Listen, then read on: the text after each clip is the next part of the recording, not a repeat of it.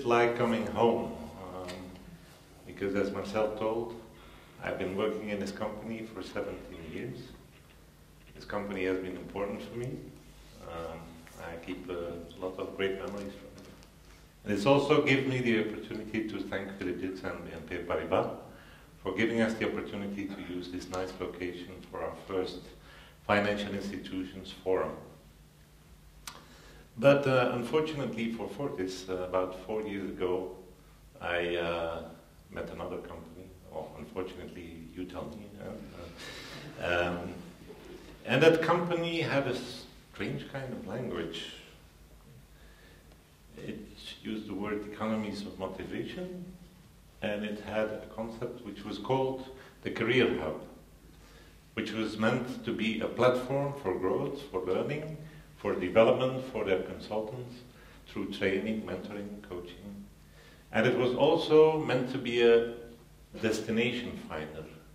You see that leave the hub is also an arrow which is predominantly present. And that means that Trifinance has a non-retention policy, which was strange. And they used images, and they used an image of an inverse pyramid. And the image of the inverse pyramid was meant to express the fact that if there is a structure and a hierarchy, and of course there is one, it is there to serve the people in the company and in the end the customers. It's not a purpose in itself. And they supported that image by a guy holding a set of balloons. And you know, balloons, they have a tendency to take flight, to go up, to go high. Well, the same is true for people. They want to evolve, they want to move. And so what you do as a company is, at first, you keep the ropes a little bit tight, but as confidence grows, as trust grows, you loosen a little bit the ropes, and you give more freedom, you give more space. And in the end, as I said, Trifinance has a non-retention policy. If somebody is feeling that his destination is outside the country, you let go the balloon. You let go the guy without any kind of bad feelings. So I said, yeah, okay, this is nice, but my next question was, are you still profitable? Are you profitable by selling your balloons? And they said, yes, we are profitable. We even believe that the growth of our people is the basis for the growth of our company. Towards clients, we have another approach. We are pragmatic, down to earth, and we want to give the highest added value possible. And so that combination, a very no-nonsense, down-to-earth approach to customers on the one side, and a rather visionary approach towards people working in the company, was something which was very appealing for me. And so I'm standing here now, speaking for an audience of, I don't know, 200 people registered, but I don't know how many there are. But in any case, I'm speaking here for a company which, as Marcel told, 10 years ago didn't even exist and has now become a challenger of the big names in the sector. And how does that come? How did Trifinance succeed? Well, I think it is largely because they are using these words like trust, economies of motivation, and these kinds of things, which other companies do as well. But I never met a company where these concepts were so central in the strategy, in the way of working of the company. And since then I've become an observer of the market, of course in my own area of expertise, which is finance, but also risk management, Basel III, Solvency II, all these things. But what I also observe is that more and more companies start to use the same kind of language.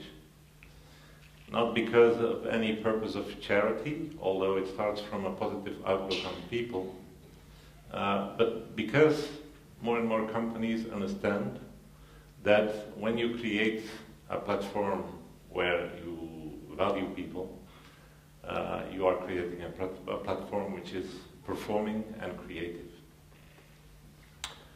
And let me talk about a book I have read some weeks ago. It has a title which is a little bit provocative. Employees first, customers second. It's not written by any consultant. You know, you have to take care if you read books of consultants. It's written by a guy who is CEO of a large IT company in India. And when he took over the lead of that company, it was not doing bad, but not well neither. Something in between. So he said, I have to find some things. I have to give new power to this company. And so what he did was introduce a number of small things that really made people move. And how did he do that? Well, it's difficult for me to summarize a whole book in 2 minutes. But the essence of his message is he introduced a culture of listening. Listening to people on all levels of the organization, listening to the collective wisdom which is in the company, and listening to people who want to be creative. And don't be mistaken, you might think that a book which calls Employees First, Customers Second is a description of a kind of soft company. It isn't. It is not a company which is softer than other.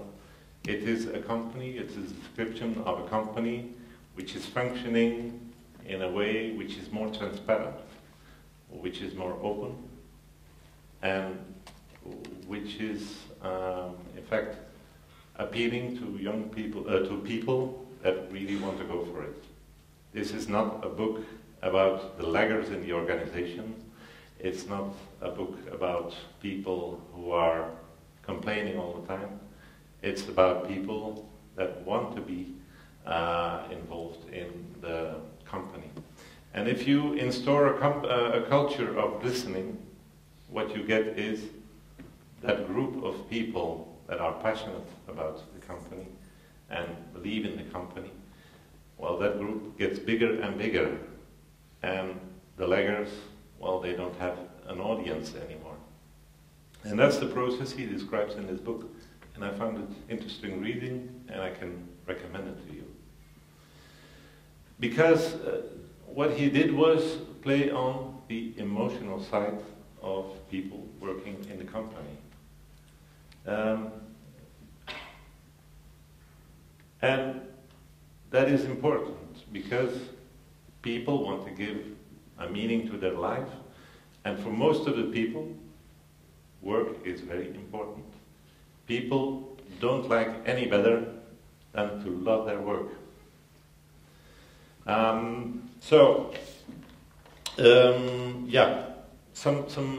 This gives fantastic opportunities.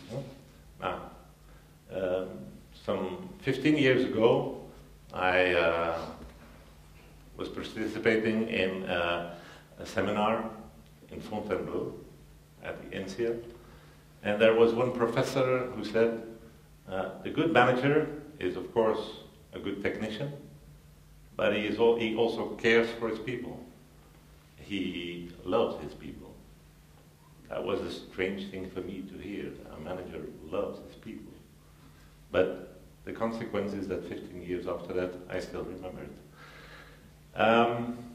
The problem is, managers don't have any time left to love their people. They run from one meeting to another, and in the evening, when they come back at their desks, 60, 70, 80 emails. So there's no time left to really manage people anymore.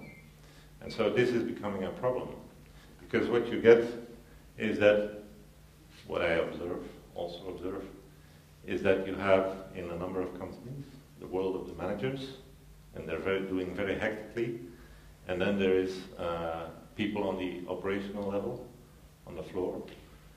Well, they're not always managed that well, and you know that this is very important. So, generations. How do generations react on this situation? You have the famous baby boomers.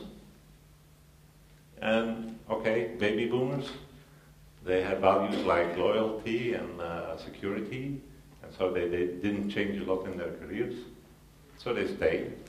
But there's a big hidden cost linked to that, and because they're becoming cynical sometimes. Now there's a new generation coming up, the Y generation. People speak a lot about it, too much I think. But this generation is a generation of zappers, when a program is not nice to look at. Next one. And they have also a zapping attitude in their careers sometimes. So one thing I think is that they will have to learn to be a little bit more patient. But nevertheless, this is changing a lot. You have two streams which are coming together, and like when you have two streams, like the Pacific Ocean and the Atlantic Ocean meeting at Cape Horn somewhere, you have wild water. So, where does this come from? Let me compare two things. The systems world. What is the systems world? Well, for me, it's the combination of systems, processes, etc.